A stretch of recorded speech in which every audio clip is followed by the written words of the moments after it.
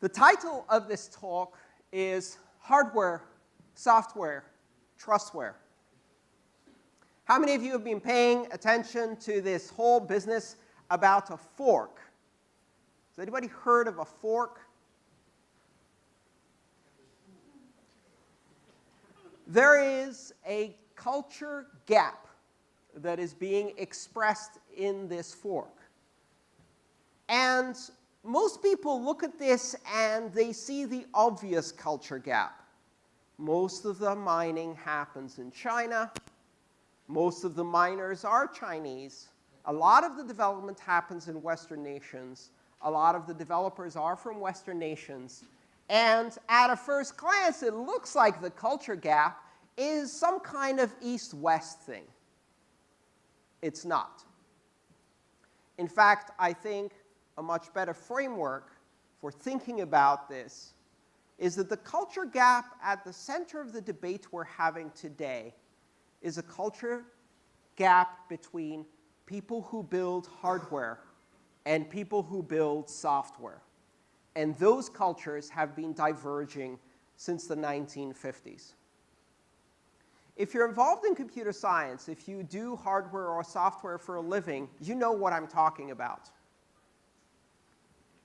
Software goes way back, but not as far back as hardware, because the very first software was hardware. And if you wanted to use a computer, it ran one program. Some of the first computers run very specific programs. Probably one of the earliest examples is the Enigma cracking machine at Bletchley Park, built by Alan Turing to crack the German cryptography during World War II. It did not have software per se. It had inputs. You could input the message, and it would try to figure out the key. But it only ran one program, and you could barely really call it a computer. It was an electromechanical device with a bit of electronics, very primitive. Software started happening in the 60s. And software represented a giant leap forward, because until then, if you wanted to reprogram a computer, you had to change its wiring. Or you had to flip a lot of switches, like a lot of switches, like 10,000 switches in a big bank of switches. And if you got one of them wrong, that was a bit of a problem. Programming in binary, not fun. And out of this, gradually, we started having these two cultures emerge. The culture of people who build hardware and the culture of people who build software. And the fundamental difference has to do with the life cycle of development. And that persists to this day. When you build a hardware device, your life cycle is measured in months, if not years. 18 to 24 months. You design a chip to do something. You make some architecture decisions. These decisions will arrive at the marketplace 2 years from now, and if you got them wrong, you start again. If you make a mistake in hardware, things happen, and you can't issue a patch. If you ship a phone that has a nasty tendency of blowing up, there is no software patch that you can issue that will fix the battery issues. It's out there in people's pockets, getting hot. The culture that comes out of that is a very conservative culture. The planning timelines for building hardware are very long, and they require absolute precision. If you make a mistake, you don't just change a line, recompile, try again, issue a patch. You recall $1 billion worth of silicon and turn them into scrap because you made a mistake, a nanometer scale mistake. And at first, software was like that. Because if you programmed, say in Fortran, on a punch card, and you had 6 minutes of compute time a day, and you spent 20 hours writing your software and punching it into cards, and then you submitted it to the mainframe, and during your 6 minutes, the mainframe would go, bzzzt, error. Now you have to go back, spend a day figuring out why, fixing it, punching it back into cards, and putting it back on the mainframe during your next 6-minute window. That's how programming started. And if you were a programmer in those days, the attitude was, well, thank God I don't have to flip 1,000 switches to do this. This is so much faster. It only takes 48 hours to do one life cycle. And gradually, this gap started shrinking and shrinking and shrinking. If you're a really, really crap programmer, you don't even plan, design, or think much about your software. You just put some shit together, hit run, see what happens. Fix it, run, see what happens. Fix it, run, see what happens. You iterate really, really fast. The really great programmers are not that sloppy. They put some thought into every line they change. But all of us have moments when we start hacking. That's where the phrase hacking comes from Berkeley in the 1970s, where that's how they fixed software. You just hack at it until it works. But that encourages a mentality where your worst mistake lasts 2 minutes, and no one gets to see it because you don't ship that. That's the beginning of a drift apart of two cultures. In hardware, your mistakes are immortalized on silicon, and they might start fires. In software, your mistakes disappear somewhere in a Git log. Nobody really has to look back at the previous commits and see all of the horrible code you wrote. Right? We all do that. If you've done software programming, that's how most of us program. That has some very interesting implications for the current debate, because there's another fundamental and really important difference in the culture between hardware and software. Hardware is all about ship date. You work 2 years for that day when it ships. And once it ships, it's out of your hands. You made the right design trade-offs, great. You made the wrong design trade-offs, you're going to be 5 years behind your competitors until you figure it out again. But that ship date is the last date. And once it's out there, it's out of your hands. Look recently at the perennial battle between AMD and Intel. How many of you are familiar with chip architecture in AMD and Intel? About 2 years ago, not too many, so I'll make it simple. 2 years ago, AMD and Intel started working on their latest generation chips. And having a 5-year horizon, they had to make some bets, some trade-offs, some design decisions. AMD made the bet that most systems that ship have a graphical processing unit, and that for advanced mathematical operations, matrix manipulation, floating point arithmetic, etc., you would have a development environment that would take that, optimize it in OpenGL, and ship it to the graphics card for processing, because it's 1,000 times faster for that kind of work. So why would you do that on a general purpose CPU? It didn't seem sensible. So they decided, let's put 64 cores on a chip, but only give them 4 or 8 floating point arithmetic units.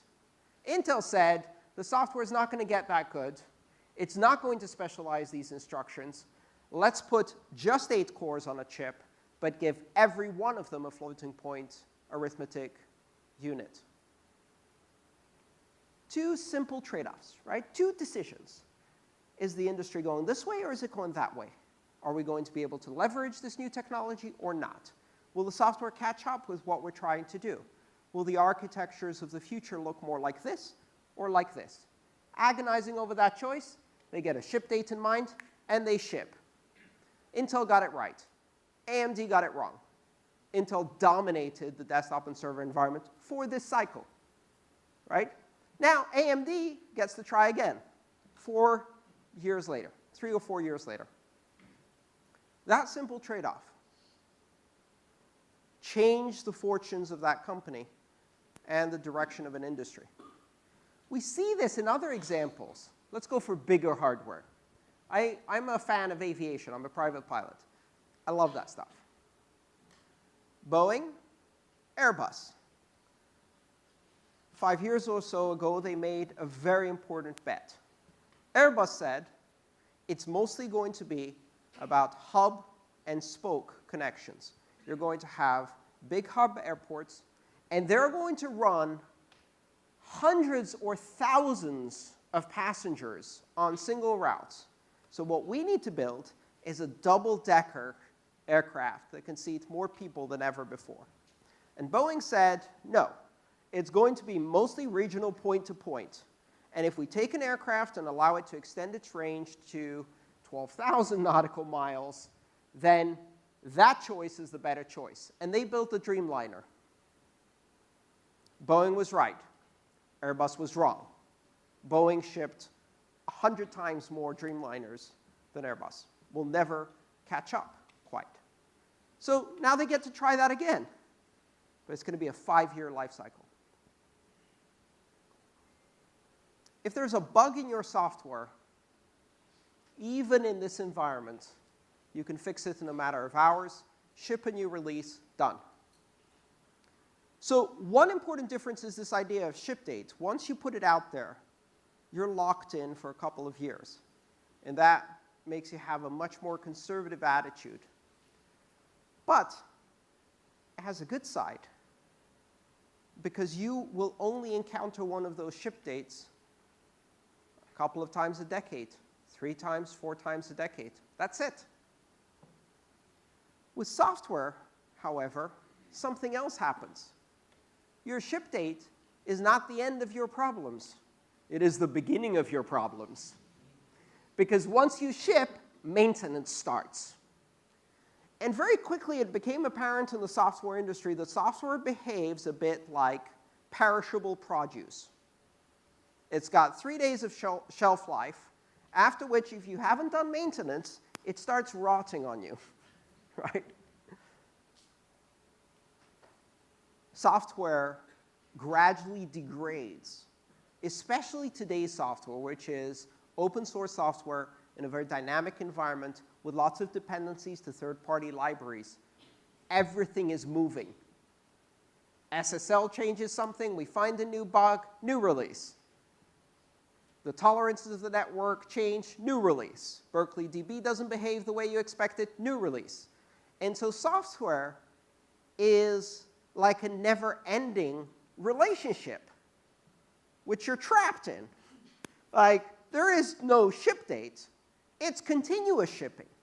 It's continuous maintenance. There is no, and now we're done. There's only, and now our troubles begin. This divergence has created a massive culture difference between the culture of miners and the culture of software developers. It is at the root of the current discussion we're having. From the perspective of someone building hardware, of course, you're not going to ship a new chip architecture to fix the problem. Just juice up the clock speed. This architecture still has plenty to go, right? It's got room to grow.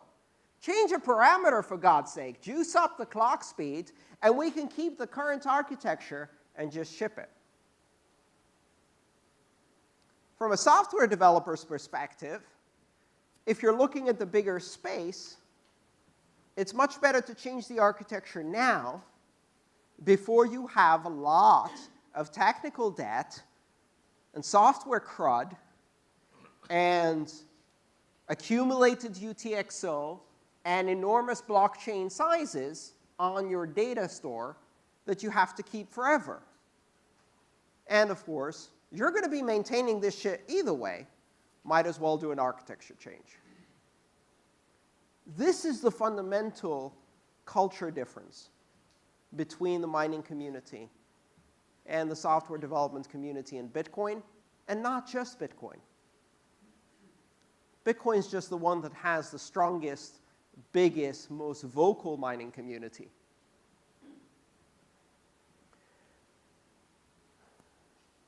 But that's not the end. That's just the beginning.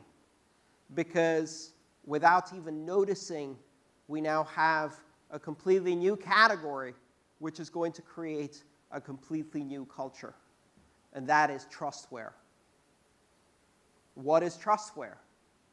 Trustware is this weird emergent phenomenon that happens when you combine consensus rules that are running and instantiated in software with the backing of hardware deployed on a global network with a diverse set of participants. All of the headaches of hardware, all of the headaches of software, and some new ones. Now, when you ship is really important, because if you're making a consensus rule change, you have to coordinate an entire global network. But the ship date is no longer the end of your problems, it's just the beginning of their problems, because now you have to maintain it forever. And every mistake you make gets baked into the blockchain and has to be carried with you in the consensus rules forever. In Bitcoin, there are no bugs. There are only consensus rules created through tradition. So how many people here are software developers who've worked in Bitcoin at all? All right. You probably know about this one. It's a classic. So when you write a multi-signature script, and the code gets to the part where it says op check multisig verify, the code has to go and pop as many keys off the stack as you've defined as the last parameter, n, right? And then inspect the signatures, which should be m of n, and do something. Turns out, op check multisig verify pops one extra value. That's a bit of a problem, because if you do a multisig of 3 keys and it pops 4 things, there aren't 4 things on the stack. And if there aren't 4 things on the stack, you get a stack error, and your script crashes, and your money is no longer spendable. Now, when that bug happened, because it did happen accidentally, back in probably 2011, it wasn't fixed before. Some people put spendable Bitcoin and redeemed it on the script, on the blockchain. And to do that, what they did was they put what's called a null value, a dummy value. So they go, OK, you want to pop 4 things off the stack? 3 of which have to be keys, and 1 which is going to get ignored. Here's blah, key, key, key. And so you pop blah, key, key, key, throw away the blah, keep the 3 keys. It works. Done. But now, that script has to be valid forever, because every node in Bitcoin validates everything forever. Oops. Now, developers are writing new versions of this software. Multisig is now part of a pay-to-script hash formula. Guess what? It still pops an extra value. And so I write in my book, there's a big old notice, and it says, you will see an extra value in all the redeem scripts. That's because there's a bug. That bug cannot be fixed. It's with us forever. Why can it not be fixed? Because the fix is worse than the problem. I mean, sure, you could fix it. You could just put a thing in the code that says, from now on, just pop 3. And now everybody knows it, and they write redeem scripts that just pop 3. Fine. No problem. But now you have a piece of code in your blockchain, what is effectively a soft fork that says, before block X, pop 4, after block X, pop 3, if you see this script. So that all of the scripts that came before are valid, and all of the scripts that will come next are also valid, but don't need that dummy value. What you've done is you've moved the CRUD from your scripts into your code. And now these 2-3 lines of code need to be maintained forever. What if there's a bug?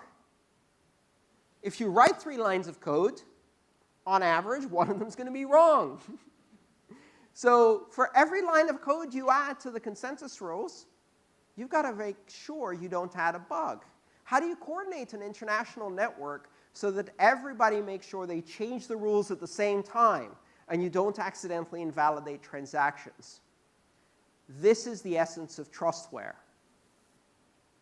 The essence of Trustware is we are now writing software that gets backed by hardware, deployed on a network, and establishes a set of global consensus rules, which if you make a mistake on these consensus rules and go out of consensus, you can lose millions.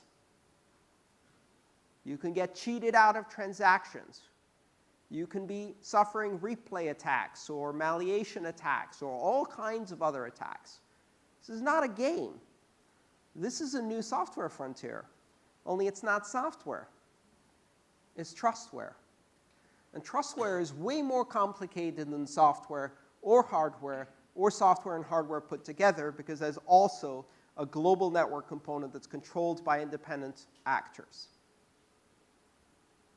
Why on earth would we do all this?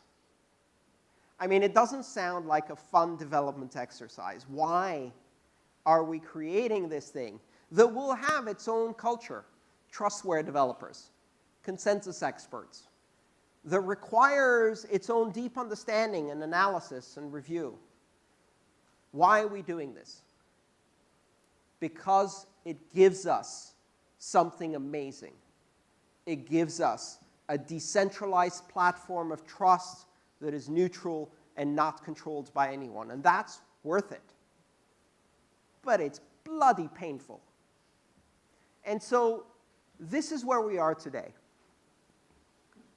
Within this network, especially in the case of Bitcoin, we are now seeing a direct conflict. It's not a violent conflict. It's simply a conflict of ideas. It's a disagreement about the future of the network. It's a disagreement about the future of the currency and the future of the consensus rules. I have to assume good faith.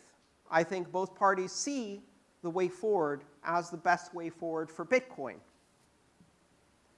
But in technology, it's not just a matter of opinion.